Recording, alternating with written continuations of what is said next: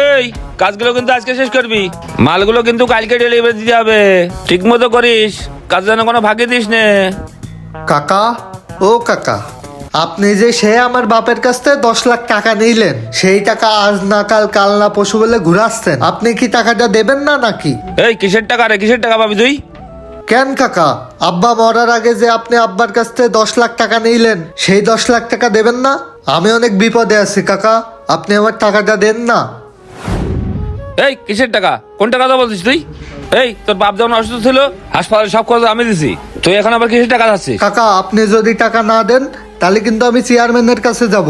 এই চেয়ারম্যান কাছে তুই যার কাছে যাবি যা, আমি কোনো টাকা পয়সা দিতে পারবো না। আচ্ছা কাকা, ঠিক আছে, আমিও চেয়ারম্যানের কাছে যাচ্ছি, আপনার খবর আছে, আপনার আমি দেখে নেব। এই যা যা, যার কাছে যাবি যা, আমি কোনো টাকা পয়সা দিতে পারবো না। এই সরিষা তো এবার ভালোই হয়েছে, একটু দেখে শুনে রাখিস, গরু ছাগল যেন না খেয়ে যায়। এবার মনে হচ্ছে অনেক লাভ হবে না। চেয়ারম্যান সাহেব, আসসালামু আলাইকুম। ওয়ালাইকুম সালাম, কি হয়েছে বল। চেয়ারম্যান সাহেব, আমি একটা সমস্যায় পড়েছি। কেন, কি হয়েছে তোর? চেয়ারম্যান সাহেব, আমার আব্বা বেঁচে থাকতে আমার ছোট কাকা আব্বার কাছ থেকে 10 লাখ টাকা ধার নিল। এখন আমি সেই টাকা চাতে গেছি, আমার ওই টাকা দিচ্ছে না।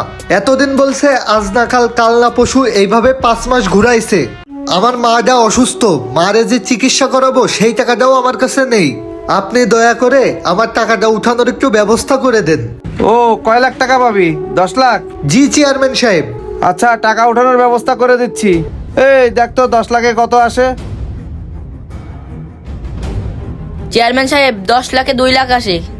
আচ্ছা শোন, তোর টাকা তুলে দেবো, 10 লাখে 2 লাখ টাকা আমাকে দিতে হবে।